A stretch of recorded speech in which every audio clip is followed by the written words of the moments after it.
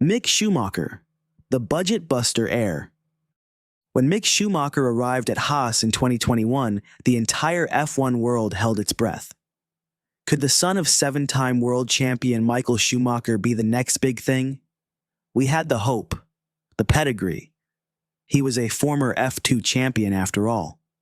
And a whole lot of sentimentality. It was a fairy tale in the making. Except, it wasn't. Mick's F1 career quickly became defined by one thing: his love affair with the crash barriers. His debut season was a series of expensive, high-profile accidents that made Haas team principal Günther Steiner's face turn a shade of red previously only seen in a Ferrari livery. Every time Mick's car came to rest in a million pieces, you could almost hear the team's budget screaming in agony. His most famous blunders were a massive shunt in Saudi Arabia, qualifying for the 2022 Grand Prix, where his car was completely destroyed, and another high-speed crash in Monaco that literally split the car in half. The financial strain on the small Haas team was immense, with reports suggesting his crashes cost the team over $2 million in a single season. As his boss, Günther Steiner famously revealed, the final straw wasn't a race-ending crash, but a smaller, less spectacular one on an in-lap at the Japanese Grand Prix. As Steiner put it, how many people could we employ with $700,000? And I have to now find that money. It's hard to argue with a man who had to count the pennies. While Mick occasionally showed flashes of speed, his inconsistency and expensive mistakes ultimately cost him his seat. And his once promising F1 career was reduced to a reserve driver role, a position that's a bit like being the understudy in a play that's never going to have a sick lead actor. Nelson Piquet Jr., the Crashgate villain. If Mick's story is one of unfortunate accidents, Nelson Piquet Jr. S is one of deliberate sabotage. As the son of three-time champion Nelson Piquet, he had a shot with Renault in 2008. While he had a decent track record in the junior categories, his F1 career will forever be known for one glorious, scandalous moment: Crashgate. At the inaugural Singapore Grand Prix, a race famously run under the lights, Piquet Jr. was ordered by his team to deliberately crash his car. Not, oops, I spun, but yes, I will intentionally put my car into the wall for the good of the team. The crash, which Piquet Jr. later confessed to, was executed with cold precision on lap 15, right after his teammate Fernando Alonso had made an early pit stop. The resulting safety car gave Alonso a massive tactical advantage, propelling him from the back of the grid to a completely undeserved victory. Of course, the whole thing fell apart when Piquet Jr., after being unceremoniously dropped by the team, spilled the beans to the FIA. The scandal rocked the sport, leading to a lifetime ban for team boss Flavio Briatore, later overturned on appeal, and a permanent black mark on Piquet Jr.'s name. His reputation was utterly destroyed, and he became the F1 equivalent of a snitch. His career was over, a cautionary tale of what happens when you let a famous last name and questionable ethics drive your decisions. Bruno Senna, the unbearable weight of a legacy. Bruno Senna's story is perhaps the most emotionally charged of all. How do you live up to a last name that's synonymous with raw speed, ruthless passion, and a tragic, almost mythic end? You can't. But Bruno tried. He arrived in F1 with a cloud of expectation and a palpable sense of reverence for his late uncle, Ayrton Senna.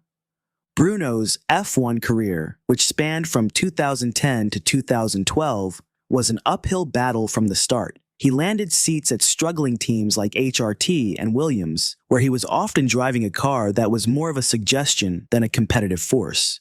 He had flashes of his uncle's brilliance, a moment here, a fastest lap there, but he never had the consistent machinery or opportunity to truly shine. To his credit, he was a solid professional driver, but in the cutthroat world of F1, solid just doesn't cut it. He was dropped by Lotus Renault after a brief spell in 2011 for the more consistently quick Romain Grosjean. The ultimate indignity? Being outscored by his Williams teammate Pastor Maldonado in 2012. Maldonado, a driver so notorious for his crashes that he became a meme before memes were even a thing, somehow managed to outperform the nephew of Ayrton Senna. It was a cruel irony for a man who drove with such dignity. Bruno eventually left F1 for the world of sports car racing, where he found success and could finally forge his own identity, free from the colossal shadow of his uncle. David Brabham, the man who found his own path. David Brabham, son of three-time world champion. Sir Jack Brabham has one of the most interesting stories on this list because it's not a story of complete failure. His F1 career was, to be charitable, a bust. He had two brief, forgettable stints with a backmarker team in 1990 and a tragically ill-fated one with Simtek in 1994, where he failed to score a single point. It seemed like the Brabham legacy in F1 was destined to end with a whimper. The Brabham team he drove for in 1990 was on its last legs, a far cry from the championship-winning juggernaut his father had built. His car was uncompetitive and unreliable, and he struggled to even qualify for many races. His return with Simtek in 1994 was even more somber, as the team was new to F1 and tragically lost his teammate Roland Ratzenberger in a fatal crash at Imola. David finished a few races, but never managed to get close to a points position. But this is where the story gets good. David took a look at F1, realized it wasn't for him, and pivoted. He didn't just pivot, he slingshotted himself into the world of sports car racing and became an absolute legend. He became a three-time winner of the 24 Hours of Le Mans, a feat that puts him in an elite class of drivers. He dominated in American Le Mans and became a champion in various series around the world. He's the ultimate example of a Nepo baby who failed at the family business but succeeded spectacularly at something else. His story is a testament to finding your own path, even when a legendary last name is pushing you in a different direction. Jolyon Palmer, the pundit, who was an F1 driver. Jolyon Palmer's journey is another classic Nepo baby narrative. A successful junior driver who couldn't quite make the leap to the big leagues. As the son of former F1 driver Jonathan Palmer, Jolyon had all the right credentials, including a GP2 championship under his belt. He landed a seat at Renault in 2016, but his time there was a struggle. Palmer had some seriously bad luck and was often involved in collisions or reliability issues that were out of his control. But he also had a tendency to be a bit too slow and was consistently outpaced by his teammates Kevin Magnussen and later Nico Hülkenberg. He was unceremoniously replaced before the 2017 season was even over. But, and this is the funny part, his greatest success came after his driving career ended. He pivoted to broadcasting and became a respected commentator and analyst, famous for his Jolyon Palmer's Analysis videos where he breaks down races. He's now literally paid to explain why other people are doing better than he did. It's a hilarious full-circle moment for a man who once struggled to stay on the track, now getting to tell everyone else why they're struggling too. Michael Andretti, the American dream that died in Europe. Michael Andretti was a legend in American motorsport, a successful IndyCar champion and the son of F1 legend Mario Andretti. He was supposed to be the great American hope for a return to F1 glory.